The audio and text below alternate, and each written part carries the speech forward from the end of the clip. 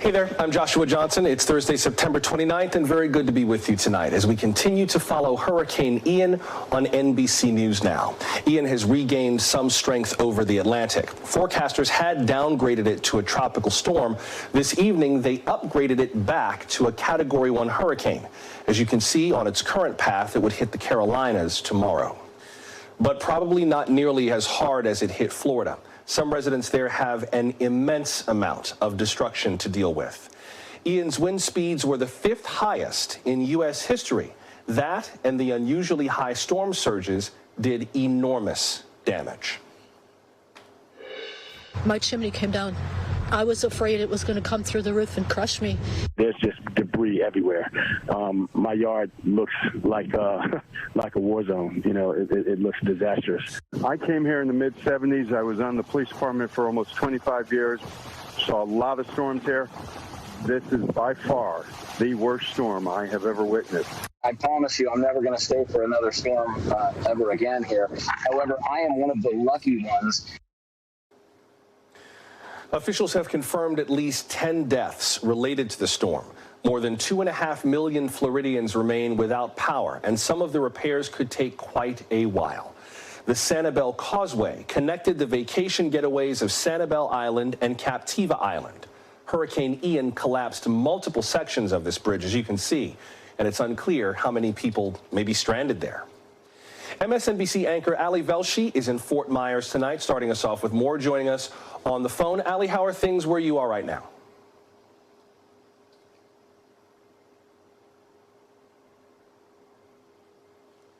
Hey, Ali Velshi, can you hear me? Just trying to see if we got you on the phone tonight.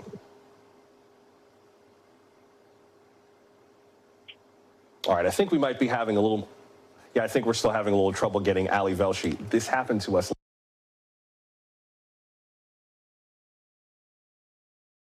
Myers Beach. There's a tremendous amount of damage that has to be dealt with, including damage to communications. We heard earlier today from Florida's Governor Ron DeSantis that about 100 portable cell towers have been trucked into the state of Florida, some of which were pre-staged for just this eventuality. But of course, there's enormous strain on the system right now. Before we try Ali one more time, for those of you who are trying to reach people in the state of Florida, or maybe who are trying to reach one another, texts and direct messages are way better in a disaster right now, just because they're smaller packets of data. Trying to get somebody on the phone is going to be a little bit harder during periods where communications are strained, as they certainly are right now.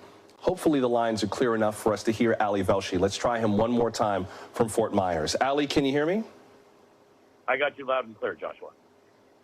All right. Good to have you with us. Tell us how things are going where you are. Well, quite dramatically, within the last 5 minutes, their power has come back to some parts of Collier County and Naples. This is not something that I expected, but about an hour ago, I was on the road from Naples toward Fort Myers, and literally at one particular intersection, everywhere I looked were those bucket trucks, with the cherry pickers, what the electrical linemen use to replace power lines. It's been a bright, sunny day in southwestern Florida, and the winds are, of course, gone now in this part of Florida. They're still above northeastern Florida. But as a result of that, these electrical workers started to get out, and they have done, obviously in places like Naples where the electrical infrastructure is strong, the grid is strong, they've been able to, I guess, fix the wires and things, the transmission lines they needed to fix. That's not the story in all of Florida, by the way. There are a lot of places that just do not have robust infrastructure. So not everybody's getting their power back. About 2 hours ago, more than 2 million people had lost their power. I don't know how many people have gotten it back because I got no official notice of it, but I'm certainly a place that just got its power back. So that's a very, very, very big development. There are still boil water rules in effect for some places because as the power goes down, water purification plants go down. Sometimes they overtop. So that's still a concern for people, running water, clean water. And I saw a lot of debris being removed. But in this part of the state, it was mostly the flood and the storm surge. So it's debris on the street and some downed lines as opposed to wind damage, which is what we saw even 40 minutes north of us, sort of in the Fort Myers area and the Barrier Islands. There's been a lot of wind damage around there. We have sort of upward of, I think we're upward of 10 confirmed deaths now. Unconfirmed deaths are higher than that because they're coming in from county commissioners and people like that. So it's a devastating storm. There are a lot of people who can't get into their homes, a lot of water damage, and it may be weeks and longer before some people can. But the one piece of good news that's just occurred is that some power is being restored right now. Yeah, Governor DeSantis spoke earlier today and spoke just a little while ago about the ongoing efforts to confirm the number of deaths from this storm. He talked about kind of the extent, the very wide extent of the devastation. Here's part of what the governor said this evening. Watch. Some of the damage was, almost indescribable.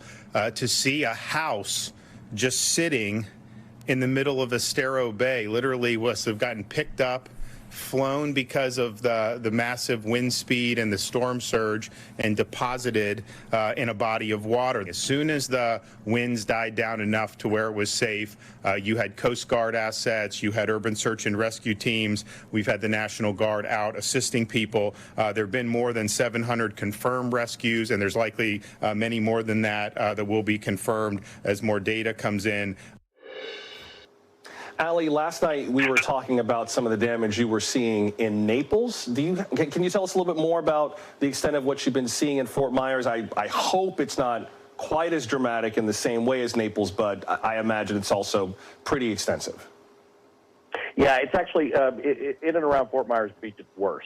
It's different damage. That was more typical windstorm damage that you see, structural damage. There's very little of that in Naples. I did around me last night. In fact, in the building that I was in, there was a sort of a collapse of a cinder block wall, but it wasn't a foundational wall. But that's the kind of the force of the water that did that. What you're seeing in Fort Myers and those areas around there was more wind damage. And when you get up to Tampa, it was, again, more of storm surge and flooding damage. And, of course, as you get across Central Florida and northeastern Florida, it was more, again, rain and still some heavy winds. But where we were in Naples, the highest gusts were 112 miles an hour, which is not something to sneeze at, but it was a gust. Mostly it was not rain, but flood damage. And as we got through the streets today, what you saw was debris lying around. But the water receded in Naples as a result of the fact that, that's what happens after these floods, and it's a bright sunny day.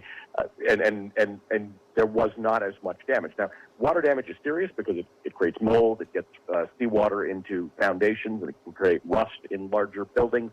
But the visible damage was not as substantial in Naples as it is in the Fort Myers area. We're speaking to Ali Velshi in Fort Myers. I do want to note, by the way, that Fort Myers police, for those of you who are trying to reach people in the area, say that now their administrative lines are back up if there's someone that you need to have a wellness check made for. The number for that is 239-321-7700. This is different from life-saving emergencies. Those still go to 911. The lines are slowly becoming more operable. But for administrative wellness checks, it's 239-321-7700. Ali, speaking of wellness, how are people doing today? It's almost cruel the day after a hurricane that you've got these sunny skies to survey all the devastation. Are people kind of shell-shocked, or how are they doing right now? Yeah, look, there were people who stayed not believing or thinking that it would be what it is. I've covered a lot of hurricanes. I've never seen storm surge the way I saw it in Naples. It's not what you expect to see. You know about flooding, and flooding recedes. This area it's been a while since it's been hit by a major hurricane. So I think people are shocked. I think there are a lot of people in shelters. There were lives lost. There were, in Collier County around Naples, there were 30 rescues. Up in Charlotte County and Lee County, where Fort Myers is, there have been upward of 500 rescues. In fact, you and I talked last night, they were redirecting their 911 calls in some cases to Collier County because they just couldn't even handle the call intake, let alone going out and rescuing people.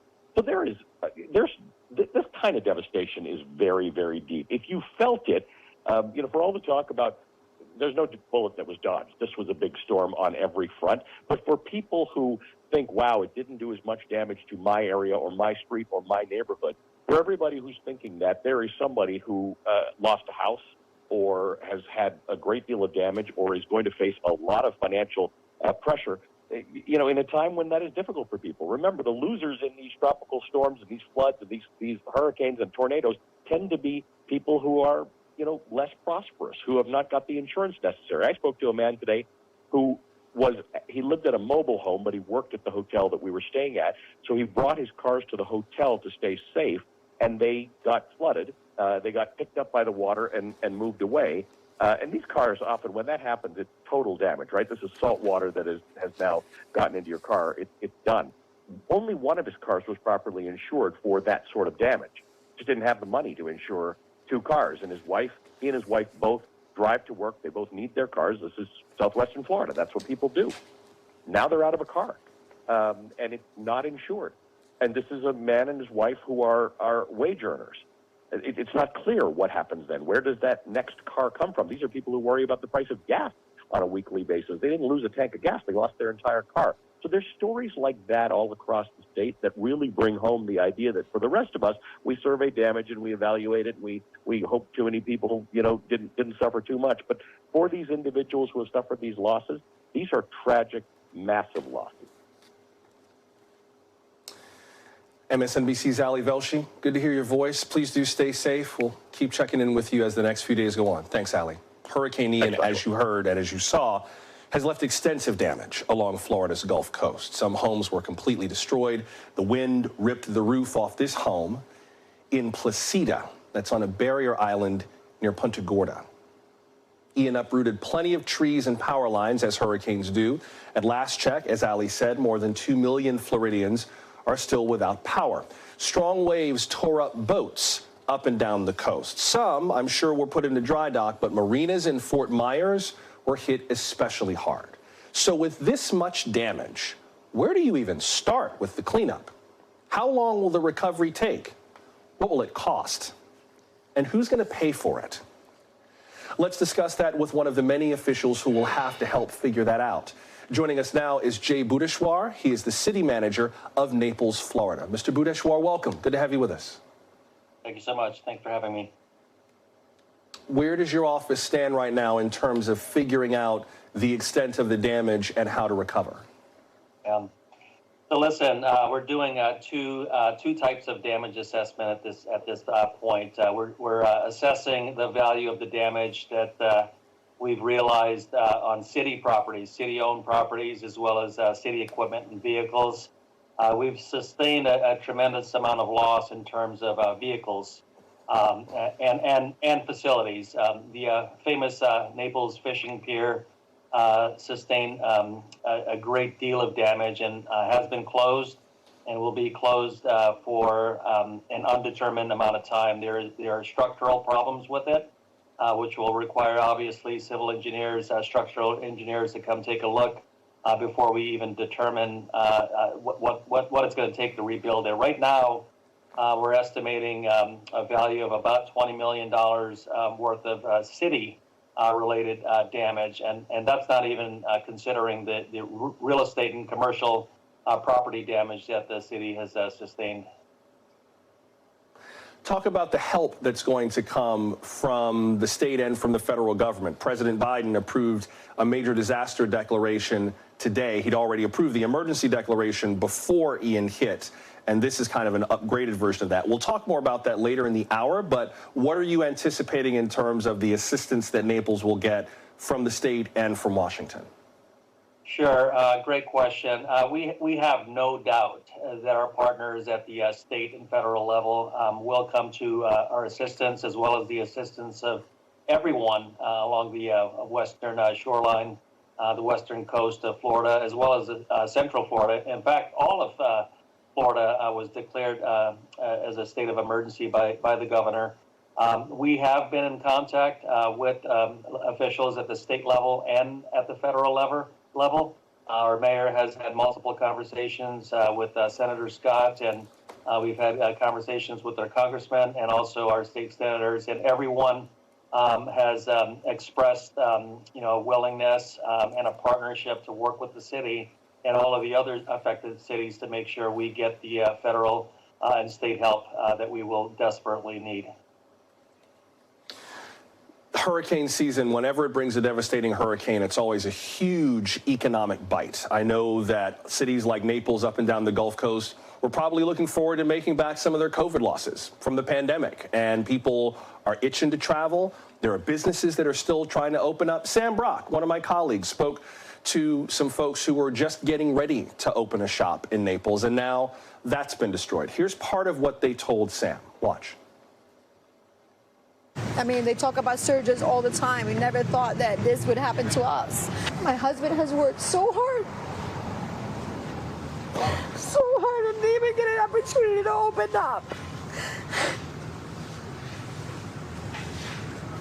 A year and a half of building so he could have his dream store to show his talent, and it's just ruined.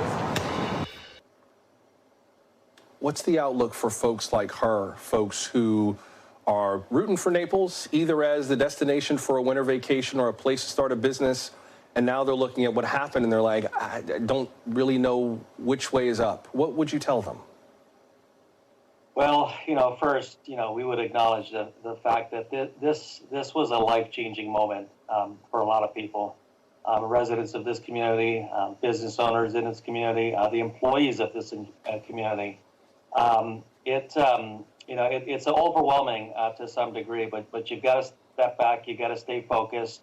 Our commitment is to this community. We have dedicated people who work for this community, and business owners like this young lady that just spoke. They're the reason we serve. So we're dedicated. We're committed. We're going to do what we can to try to get our businesses the help to reopen and try to get our residents the help to rebuild. But it's going to take time, and it's going to take us working together as a community to get there. But I am positive we're going to get there. And briefly, before I have to let you go, for folks who are in Naples who are looking out for city services or people they can contact for help, what should they know? Is there a number they need to call? Is there a place they need to go? What's the first step before we go? Sure. So there is a number, and there are resources that you can get. You can go to the city's website, which is naplesgov.com. There is information about what's happening in terms of our utilities. We are under a precautionary boil alert for our water. We're having some pressure issues with our potable water, but we also have a hotline available. I don't know off the top of my head. But if you go to our website, naplesgov.com, we do have a hotline there for questions that anyone in the community might have, and any resources or direction that we can provide. We will do what we can. Jay Bhuteshwar, the city manager of Naples, appreciate you making time for us tonight. Thank you very much. Thank you. Thank you so much. I think I also just found the non-emergency hotline, 239-213-4900. If you're in the city of Naples, 239-213-4900. Well, we talked about the local response to Hurricane Ian. Still to come, we'll have more on FEMA's response and the stories of Floridians whose homes were destroyed as our special coverage continues. We'll see tomorrow and the next day. But if my condominium's gone, I'm through. I mean, I don't have any, the money that's tied up in that, it isn't on the inside, and that's all I really own. So I could lose it all.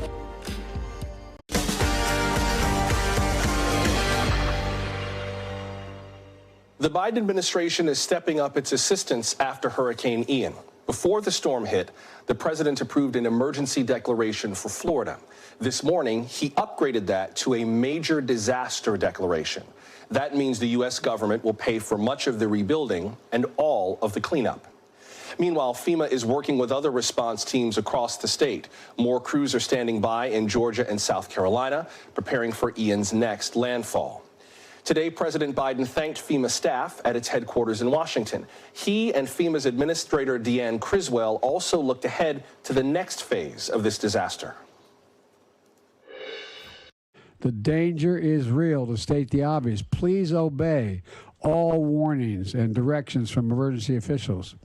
And while the water is receding, don't go outside unless you absolutely have to. We know that the next few days are going to be difficult. We have some very complex problems that we are going to have to solve. But like I said, we have the right teams in place who are ready to help those who need us most. Back with us tonight is retired Lieutenant General Russell Honore. He commanded the Joint Task Force for Relief Efforts after Hurricane Katrina in Louisiana. Sir, good to see you again. Welcome back. Hello, Jonathan. Can I ask you about the coordination between the federal, state, and local after the storm, particularly the major disaster declaration up from kind of an emergency declaration? How much of a difference does that make to have that upgraded level of support from the federal government? Well, it's happened very fast.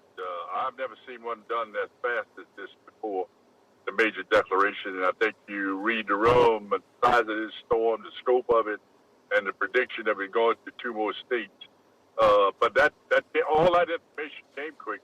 I'll tell you what else came quick, too, was the announcement of the major declaration along with individual and public assistance, and along with 100% of all reimbursements for the first 30 days for expenses associated with debris removal and other things. The other thing people will be able to do is go to the FEMA website right now or call in there, the numbers that have been published, fill in your information, and if your home was flooded or you've had to leave your home, FEMA will put $500 worth of cash in your bank account within a matter of hours or days. So that's a benefit that was created after Katrina when we saw we had people evacuate, they need medicines, they need food, they lost food in their refrigerators. That's an immediate $500 reimbursement come to anybody when they register if they qualify under other means. You know what?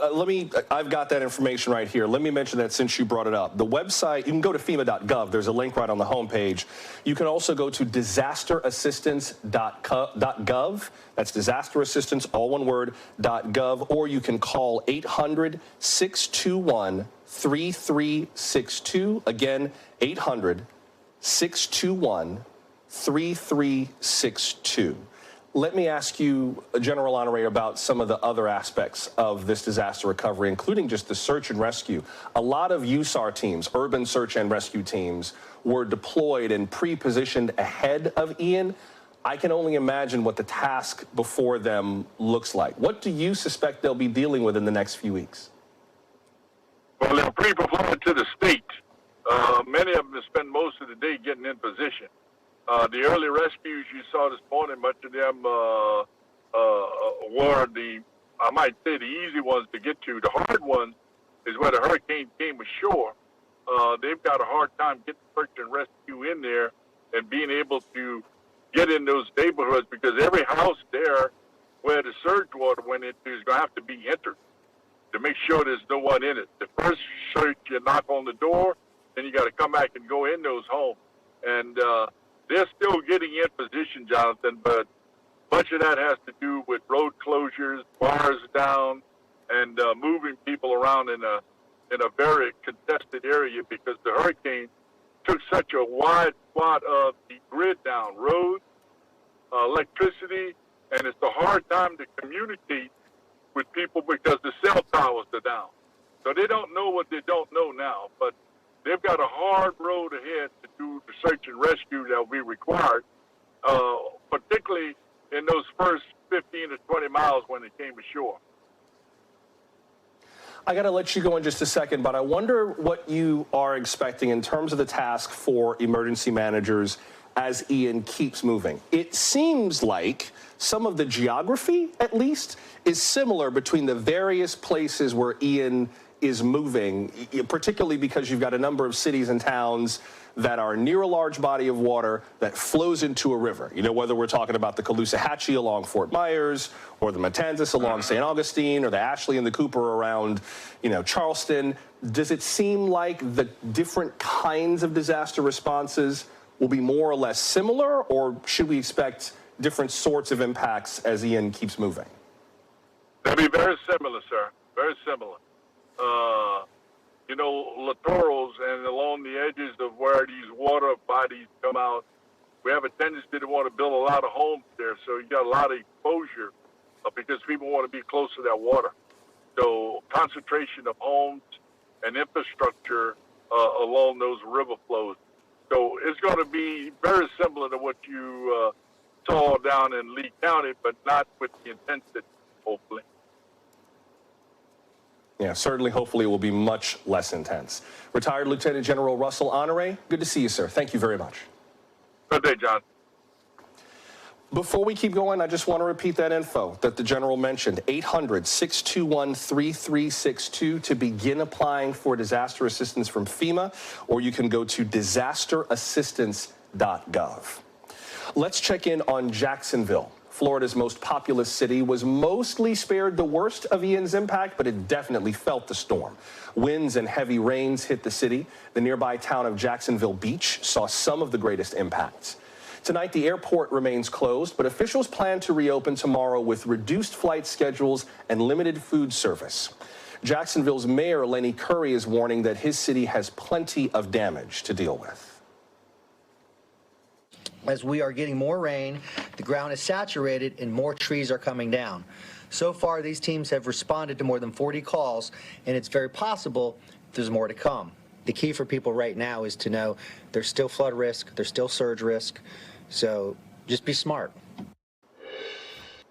NBC's Shaquille Brewster joins us now from Jacksonville along the banks of the St. Johns River. Shaq, how's it going where you are? Looks like the city lights are on, at least near where you are. So does that mean that the damage was not as bad, that the city did okay? Yeah, that's exactly what that means. I spoke to the mayor earlier today. You just heard a little bit there from him, but in my conversation with him, he told me that they're feeling a sigh of relief, or they're breathing a sigh of relief, but he cautioned people that they're not out of the woods yet. And you heard him mention that point a little bit there, that people have to be smart. And largely that's because of the river that you see behind me, the St. Johns River. The concern coming into this storm was that they were going to see Irma-like flooding. 5 years ago, Jacksonville, the entire downtown area was completely flooded. There were hundreds of rescues that took place because of the height of the water, and that cost tens of millions of dollars of damage for the downtown area. That was their concern because of the storm and the tropical storm effects that they were receiving here. They fortunately did not get that. However, they're saying the risk is not completely gone, mainly because when you look at when the high tide is scheduled for overnight hours, that high tide can still come up. So this river can still come back to those dangerous levels. And this is an area that floods regularly. They saw it with hurricanes. They see it with big storms as it is. So the concern is that those low-lying areas where people had voluntary evacuations, that they may come back if they see the conditions. But the mayor's saying, take it safe, be cautious, Joshua. Yeah, I hear that. I mean, the St. Johns River, which kind of is behind you and sort of snakes through much of the city of Jacksonville, that city there's just all rivers and tributaries that kind of dart out as you make your way west inland through Jacksonville. Exactly. So with the resources that they have, Governor DeSantis spoke not too long ago, said that some of the disaster resources were moved from Jacksonville to Southwest Florida, where things are much worse. What is your sense of how the city feels about just dealing with whatever may come when the tide rises again? I mean, when I woke up this morning and checked in and listened to what local officials were saying, that was the biggest indicator of how confident they felt about the situation here in Jacksonville. The mayor and the fire department sending their urban search and rescue crews to Orlando, to other areas in Central Florida, because that is where they were needed. They did keep enough people here in case something unexpected happens, but you get a sense that they understand the focus of this storm. Because the track of the storm shifted, the eye shifted further east, which means that was less water coming in. It was less rain. Our initial forecast said we were going to be in rain throughout the night. It's not raining right now. Those gusts have died down. So what that means is less water coming into this area, less flooding in the downtown area, less storm surge, and that gave them the ability to send help to other areas of Florida where they're dealing with significantly more impacts than what they're seeing in the Jacksonville area.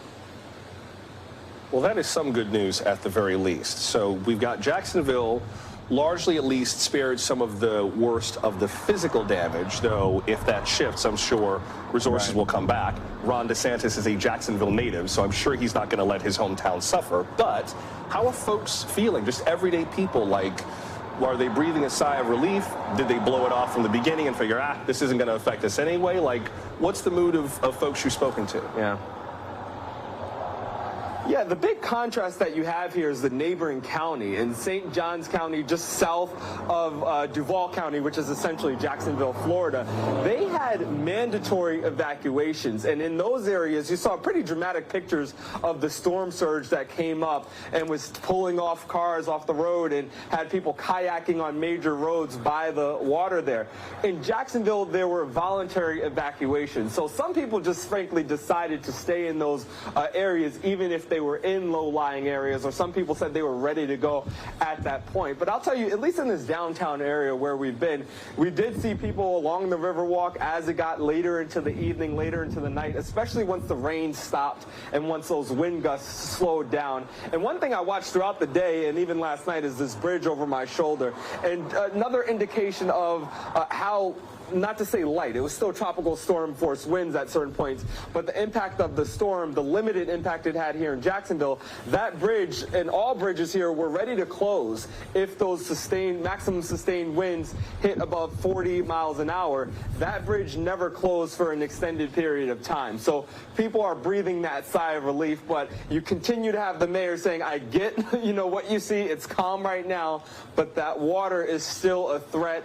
Something can quickly happen. The water can quickly rise. So there's that sigh of relief, but there's still that caution that people have. Schools are still closed through the week. Many city offices and city workers are going to stay home through the rest of the week. Shelters are open at least through tonight. Things will be reassessed tomorrow, and that's kind of what the mayor is suggesting and hoping that his city residents do.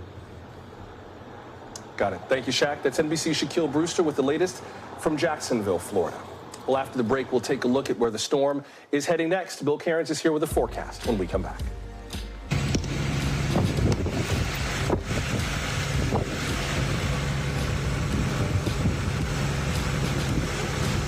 Car's moving, LT.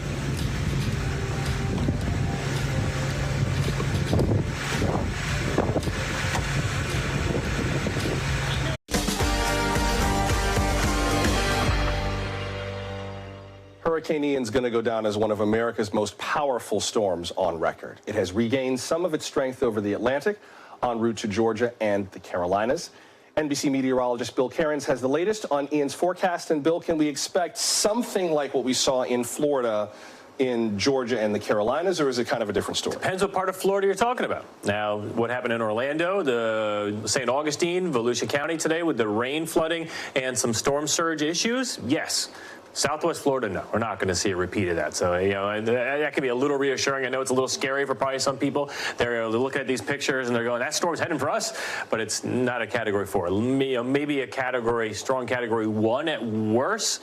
It does not look like it really has much of a chance to get up there to Category 2 and definitely not Category 3. So it's a Category 1. It's a minimal Category 1. And the difference in damage between a strong tropical storm and a low-end Category 1 is really the same anyways, just that, makes headlines and, it's a hurricane again. But so we are going to watch it. It's over warm water right now. It's not looking very organized. It's not like it's going to jump in intensity, but the Hurricane Center does think it has at least a chance of getting a little bit stronger. They have it making landfall approximately 80-mile-per-hour winds. This is not a kind of a pure hurricane anymore. It's almost like more of a hybrid storm or a subtropical storm, we'd call it. All that means is that there's going to be a lot of wind and rain on the front half of the storm. The back half's not going to have much to it. So the heavy rain is tonight. The gusty winds are tonight. And then by the time it makes landfall, that's kind of like the cutoff for the storm. There's no backside to this whatsoever. And we're also going to watch the worst storm surge in the early morning hours heading to the noon hour. And high tide is 11:41 in Charleston. So it's not exactly ideal to have high tide at the same exact time you have a system that's going to be landfalling. Then after this, we take it inland. And then, of course, it's going to rain itself out. So, Joshua, you get all the things that you have with a landfalling hurricane. We're going to have those, but just to a lesser degree. You know, you remember all these lines? See, he's got this. I saw you had the National Weather Service website up on your thing. I'm a Floridian. It's what I do. I was impressed. So you know your weather stuff. So you know exactly what these lines are. These are the spaghetti lines that show us all the different possibilities for the landfall. And this is at 1 p.m. So you notice a lot of these lines are getting close to the coast here. Savannah, you know, Savannah's like Tampa. Tampa hasn't been hit by a hurricane in 100 years. I think it's like 120 years since Savannah's been directly hit. So it's just one of those weird, you know, stats that's out there. There's no reason why it couldn't, but it just hasn't. The Charleston area, of course, got hit by Hugo, which was just a devastating hurricane. So we're going to watch it. Charleston to Georgetown is kind of the wiggle room. And to the right of that's the worst storm surge. So that's why our friends in Myrtle Beach, we've gotten your attention as we've gone throughout the day today that, hey, you know, this could be a little worse for you. And then it just rains itself out. So issues. Hurricane warnings, all of coastline of South Carolina, and we've now added a little sliver here from Wilmington southwards down in North Carolina. So the forecast getting a little bit worse if you head up there towards the Wilmington area. As far as storm surge goes, the winds will probably be about the same. And then as far as other issues, this is the one that we'll watch. Right now, worst case scenario is 4 to 7 foot of storm surge. Yesterday, if you were watching the TV all day long, the first storm surge pictures we showed you was out of the Naples area, saw some cars floating around. That was about a 5-foot storm surge. We don't need 4 to 7 feet. This is worst case. We hope it doesn't happen. But if it happens at high tide, that adds another 2 feet possibly to the storm surge. We're not going to get to Hugo levels. That was like 12 feet, like the storm of record for surge. But Matthew in 2017 was right around 7 feet. So that's possible, something similar, just so people can have a reference point of what could it be like. And in Matthew, we had one of the piers was washed out at Myrtle Beach. So we don't expect no damage tomorrow. We will have issues in trees down, falling houses, cars. That's the concerns. And just real quick, I see that you brought up the model for the rest of the washout from the remnants of Ian. Yes, and you notice, and you talk about Charlotte or even the mountains of North Carolina, you get up there around 5 inches. Flash flooding will be an issue right through Friday night into Saturday morning. All right. I didn't think you were looking over my shoulder. I was cheating. I saw you. I didn't know you were a little weather geek. I see. Well, you know. I didn't want to ruin your image. No. It's my inner Floridian. But it's good to know that this is going to look more like what Jacksonville saw than what, say, Naples saw, and that this will kind of rain itself out. Bill Cairns, thank you very much. Appreciate it. In a moment, we'll check in on the rescues and the recovery efforts across Florida when our special coverage continues. Come on back.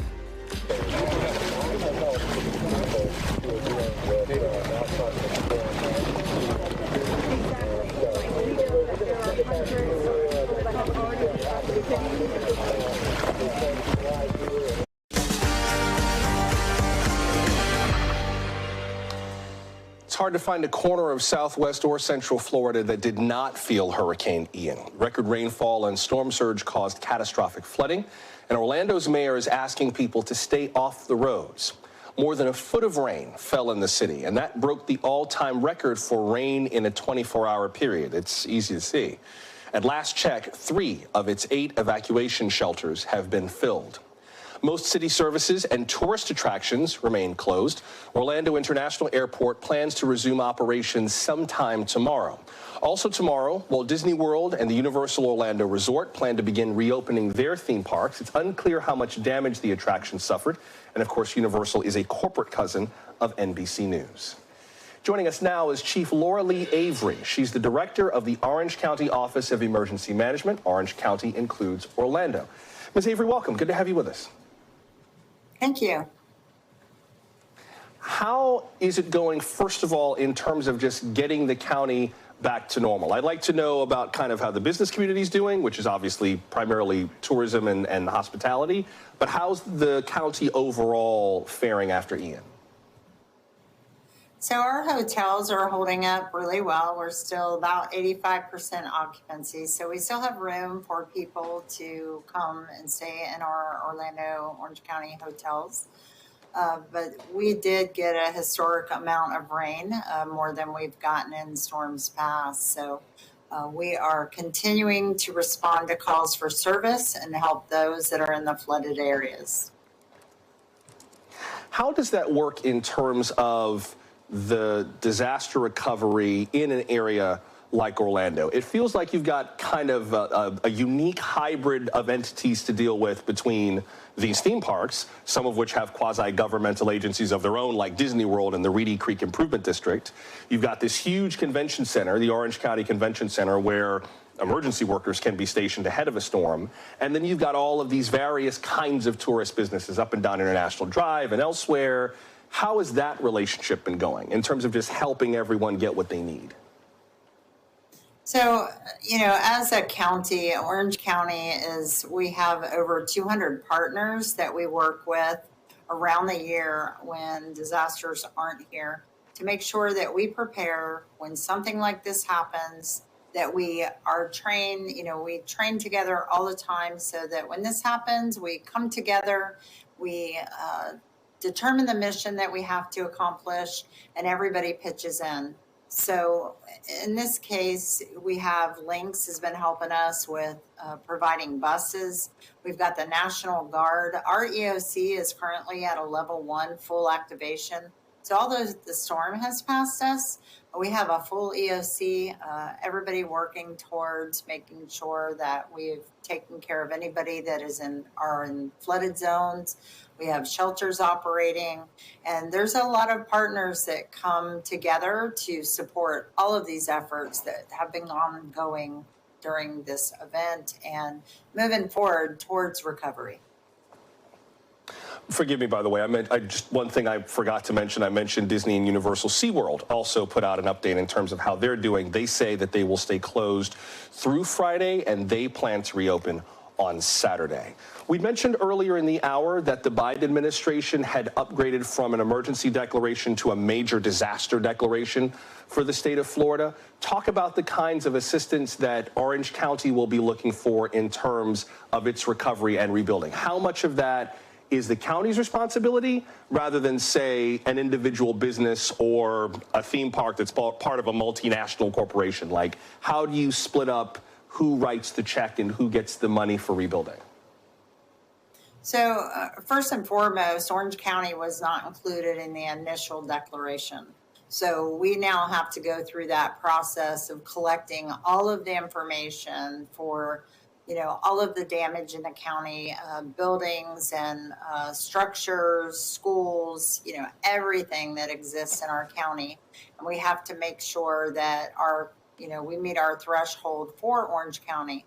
Once that is, once we've determined we've met that, then we move forward with processing the application with FEMA to make sure that we are too included in that declaration. But once that happens, then everything will fall into place where we can make sure that we are recovering from this disaster and providing the assistance to our citizens, that have been impacted by these flooded areas.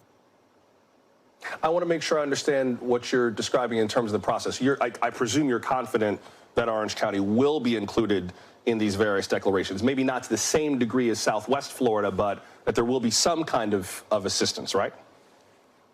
Yeah, so we will. I am confident that we'll be covered just like the original counties that were put into the declaration.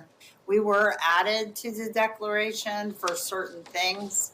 But, with a system like this, we have debris, we have damage from flooding, we have sheltering that we're doing. We're providing a lot of different support. So it's just a process that we have to go through very quickly after the damage assessments.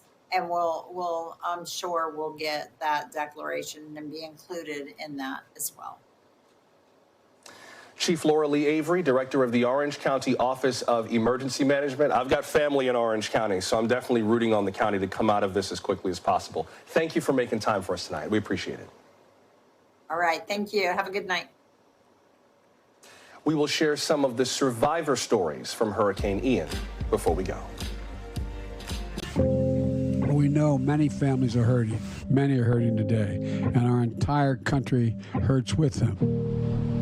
it's an enormous storm. Yeah, no, fine. We're just helping some people through the water here. That's our camera operator, Glenn Ellis, out there. I think you can see, trying to help people who are wading away from their homes. To the heroic first responders and search and rescue teams that have been running towards danger to save lives, we thank you, and our nation thanks you.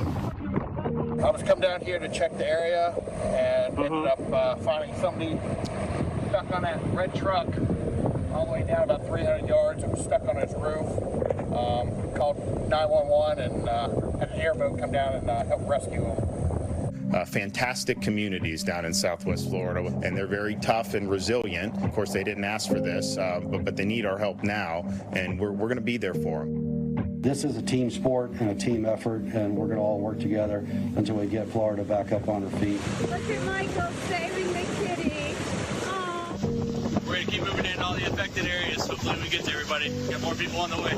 At times like this, America comes together. We're going to pull together as one team, as one America.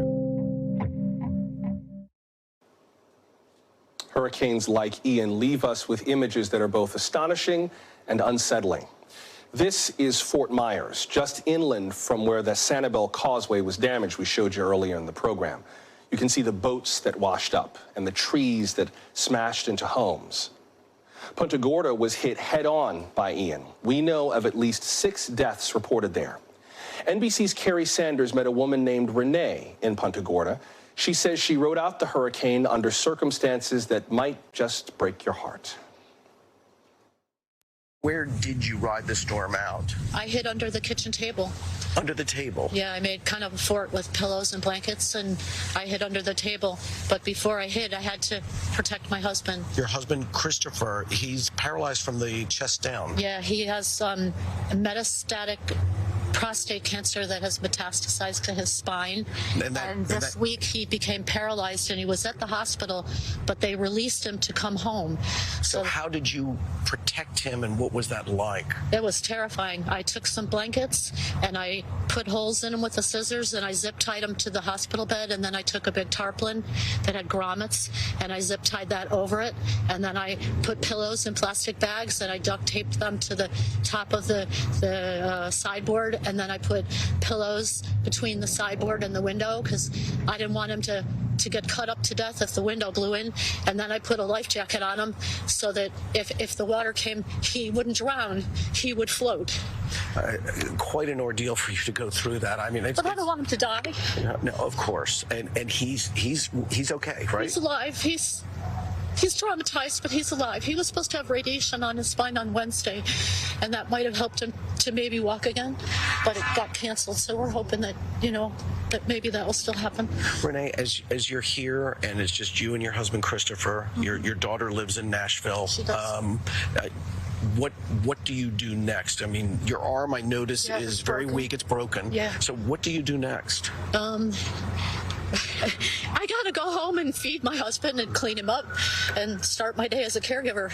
Take my trusty flashlight and go do my job. I mean, yesterday I wasn't a very good caregiver. Most of the day I hid as he was scared, and I wasn't there to comfort him. I was hiding. I was a coward. I was under the table hiding. I think everybody can understand you did so much for your husband. But now he's, it's time to be his wife again and go back and do what he needs. Well, God bless you for that. So that's... You were here for Hurricane Charlie 18 years ago. Oh, yeah. Compare what the moments were like when especially the back end of the eye wall came through. Charlie had no back end. Charlie was less than an hour. The sun came out in the eye. The sun came out afterwards. There was no torrential rain. And the back end of this eye was? Awful. Awful, awful, long-lasting, as powerful as the front.